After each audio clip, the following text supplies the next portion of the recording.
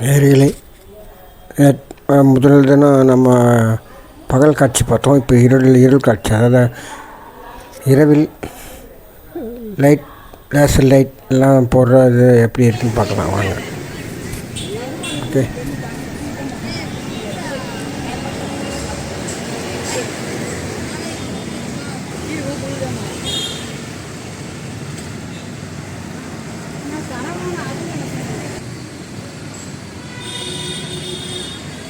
நேயர்களே, என்னடா அது இரவில் காமிச்சிட்டு பகல் திடீர்னு காட்டுறது அப்படி பார்க்குறீங்களா? காட்டுறோம், இதோ பாருங்கள். இன்றைக்கி சற்று பொறுங்கள், இரவில் என்ன எப்படி இருக்கிறது என்று பார்ப்போம். பாருங்கள், வாங்க பாருங்கள். மணி 6:30 மணி ஆச்சு. இப்போ 6:30 மணிலேருந்து ஒவ்வொரு ஸ்டாப்பாக போடுவாங்க. எல்லாம் லைட் செட்டிங், லைட்லாம் எல்லாமே போட்டுருவாங்க, லேசர் லைட்லாம். அப்புறம் வாட்டர் ஃப்ளஷ் இருக்குது. அப்புறம் வந்து லேசர் லைட், திருவள்ளுவர் பற்றி லேசர் மூலிமா அந்த தேர் இதை பற்றி இப்போ லைட்ஸ் இது பண்ணுவாங்க, விளக்கு பண்ணுவாங்க மைக்கில். லேசர் லைட் எல்லா விஷயத்தையும் நம்ம இது பார்க்கலாம். ஓகே, இப்போ பாருங்கள், மணி 6:30 ஆயிடுச்சு. இப்போ லைட் போட்டாங்க. 7 மணிக்கு வந்து வாட்டர் ஃப்ளஷில் லைட் போடுவாங்க, டான்ஸ் மாதிரி, அது பாட்டு, அதுவும் பார்க்கலாம். எல்லாமே பார்க்கணும். நிறைய பேர் வந்திருக்காங்க. பாருங்கள் எவ்வளோ கூட்டம் பாருங்கள். இன்னும் போக அதிகமாக கூட்டம் வரும்.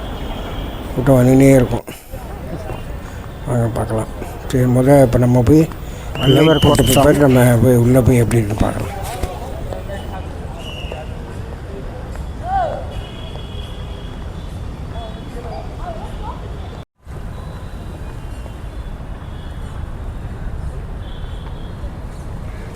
லேசர் லைட் போட்டாங்க பாருங்கள், எவ்வளோ அழகாக இருக்குது பாருங்கள். எல்லாத்தையும் பாருங்கள், சூப்பராக. திருவள்ளுவர் அவ்வளோ பெருமிச்சு இருக்கிறார் பாருங்கள்.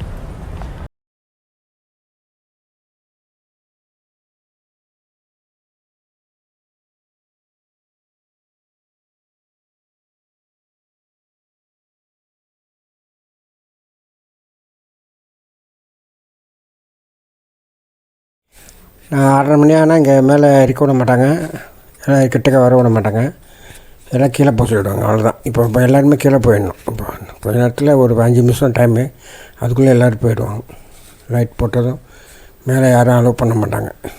இப்போ எல்லோரும் பாருங்கள், கொஞ்சம் கொஞ்சமாக மெதுவாக இது பண்ணி விடுவாங்க. லேசர் லைட்டை பார்க்க போகலாம் கீழே. ஓகே, ரெடி ஆகிடுச்சு பாருங்கள், போட்டாங்க பாருங்கள். போகலாம், பார்க்கலாம். ரெடி ஆகிடுச்சு, போட ஆரம்பிச்சிட்டாங்க. அது 20 மினிட்ஸ் ஓடும். அடுத்தது இதை முடிச்சு பிற்பாடு தேர், அதாவது திருவள்ளுவர் தேர் இருக்குது. அந்த தேர்கிட்ட லேசர் லைட் போட்டு திருவள்ளுவர் பற்றி அது ஒரு 20 மினிட்ஸ்.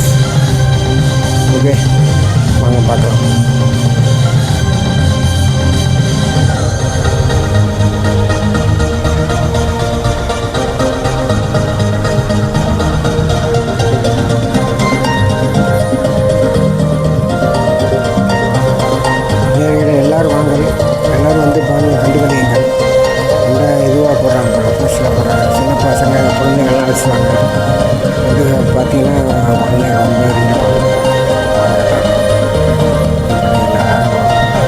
பாட்டோடு எல்லோரும் பார்க்குறாங்க. கூட்டமாக இருக்காங்க, வீட்டில் தெரியல. அப்புறமா அங்கே லேசர் லைட்டுக்கு வந்து காட்டுறேன் வீடியோவில். எவ்வளோ பேர் வந்துருக்காங்க, எப்படியும் ஒரு 1000 பேர் வந்துருப்பாங்க எல்லோரும். ஒரு 20 மினிட்ஸ் ஓடும். நல்லா கலராக பாருங்கள், எவ்வளோ வாட்டர் இதுவோ அதெல்லாம் சூப்பராக இருக்குது. ஓகே,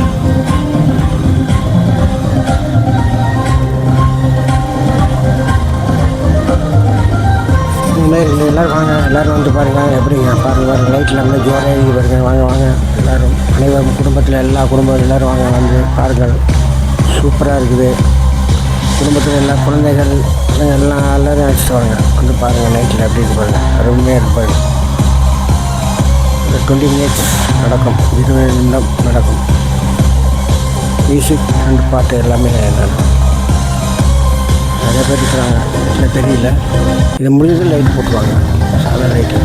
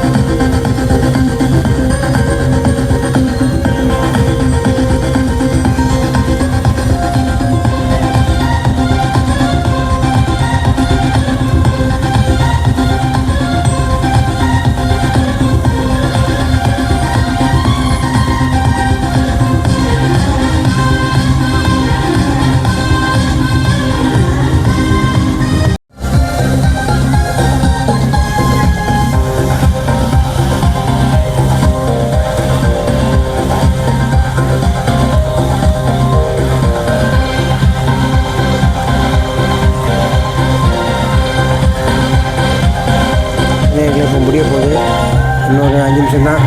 அதான் நம்ம அங்கே போய்ட்டு கிளம்ப வேண்டியதான். இப்போ லேசர் லைட்டுக்கு நம்ம ரெடியாக இருக்கணும். வாங்க போகலாம். திருவள்ளுவர் தேர்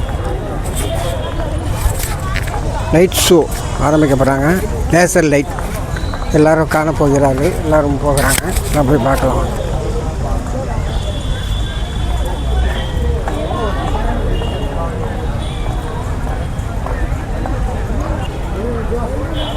நேர்களே பாருங்கள் லைட் ஷோ.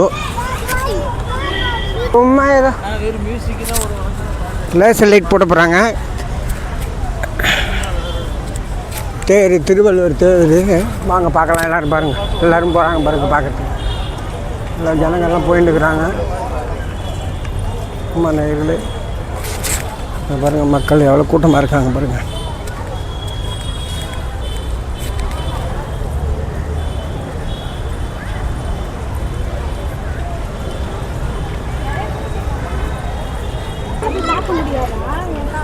லேசர் லைட் போட போகிறாங்க தேரில் பாருங்கள்.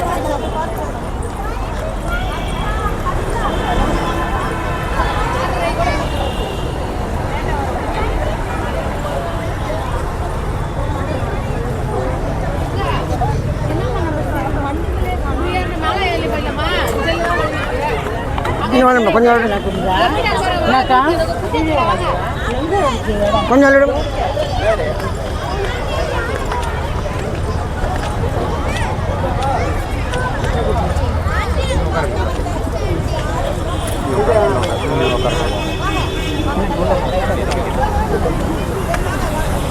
இரு பண்ணுறேன்.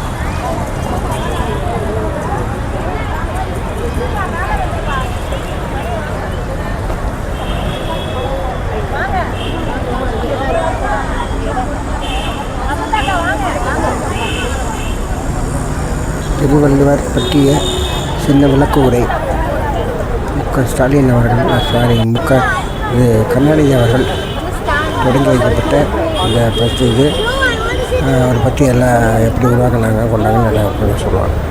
வாங்க பார்க்கலாம்.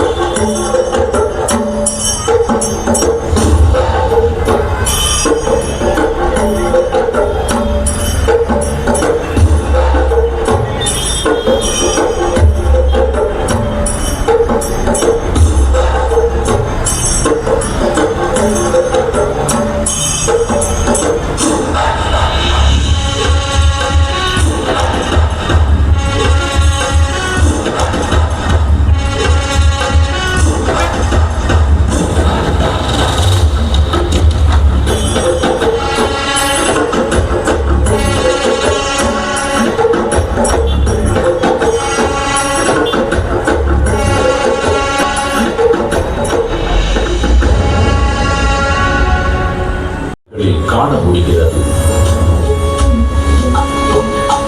3 பிரிவுகள், 133 அதிகாரங்கள், மொத்தம் 1330 குறள்களில் இப்பாரினை அளந்து இவ்வுலகிற்கு இன்றியமையாத பொதுமறையை இயற்றித் தந்த தமிழ்த்தாயின் தலைமகன், வையத்துள் வாழ்வாங்கு வாழ்ந்த தெய்வ புலவர் திருமகனார் திருவள்ளுவர்.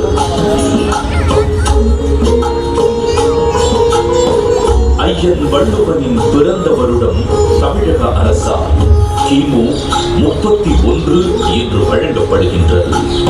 சென்னையின் மயிலாப்பூரில் வாழ்ந்ததாக கருதப்படும் இவர் காவிரி பாக்கத்தை ஒட்டி வாழ்ந்து வந்த மார்க்செயின் என்பவரது மகள் வாசுகியை மணமுடித்தார் என்றும் கூறப்படுகின்றது.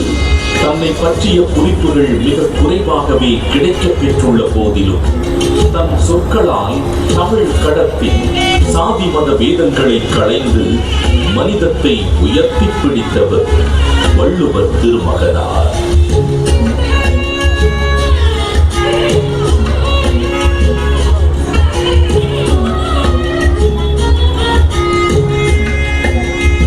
சுமார் 2000 ஆண்டுகள் பழமையான சங்க இலக்கியத்தில் 11 கணக்கு திருவள்ளுவருடைய வரலாறுகள் சொல்லுகிறாங்க. திருக்குறள் மொழியின் தலை சிறந்த திருக்குறள் கூறலாம்.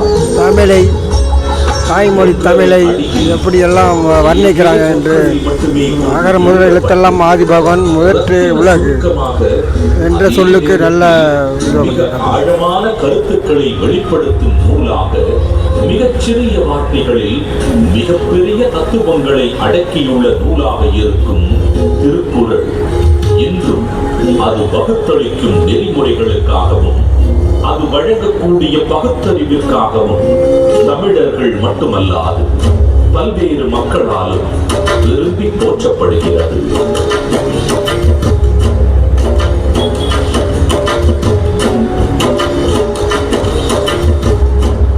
அறம், பொருள், இன்பம் என்று 3 பிரிவுகளாக அமைய பெற்றுள்ள திருக்குறளின் முதல் பகுதியான அறம் எனும் பிரிவு மனித கற்றல், அதன் பின் அறவழி நடத்தல் போன்ற எக்காலத்திற்கும் பயன் பெறும் கூறுகள் இடம்பெற்றுள்ளன.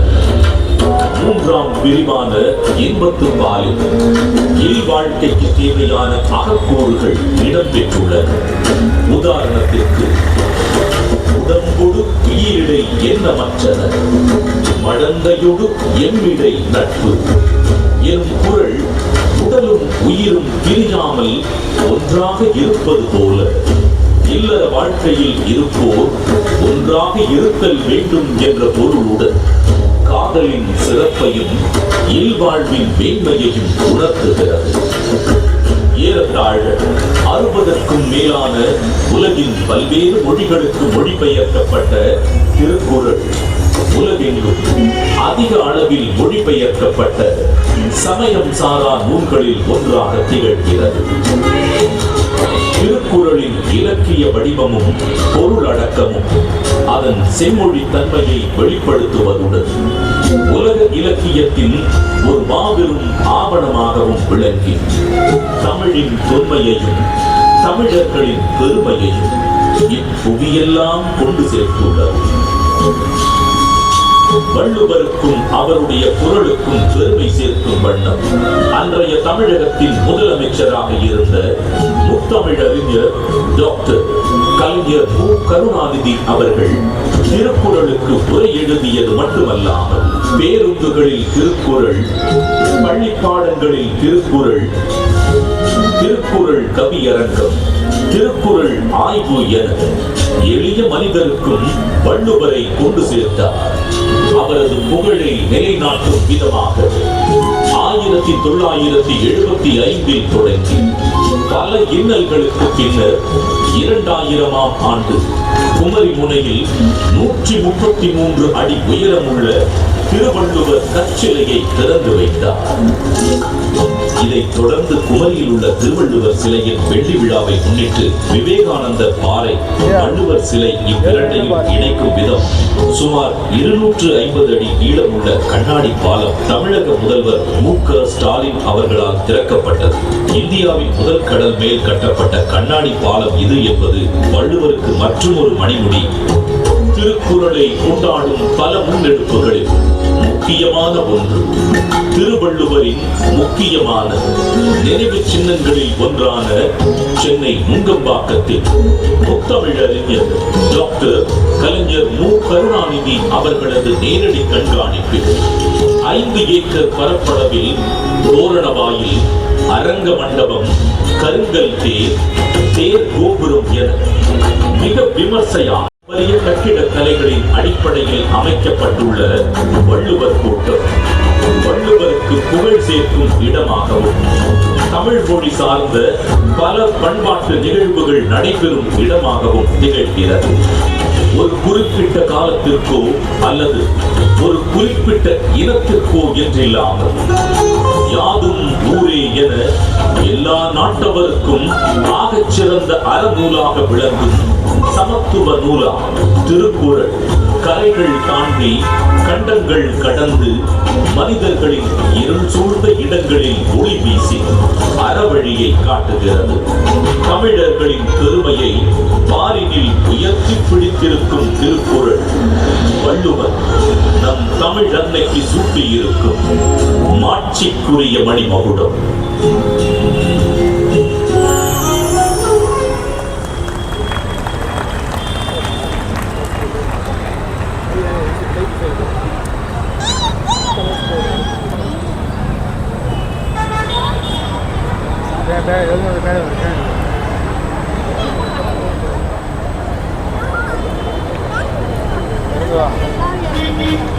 நேயர்களே முடிந்து விட்டது. பாருங்கள் எப்படி இருந்தது. எல்லாரும் வந்து அங்கே வந்து வரலாறு கூறினார்கள். அனைவரும் மிக்க நன்றி. நன்றாக உள்ளது. ரொம்ப நன்றி. வந்தவங்களுக்கு மிக்க நன்றி. வாழ்க வளமுடன்.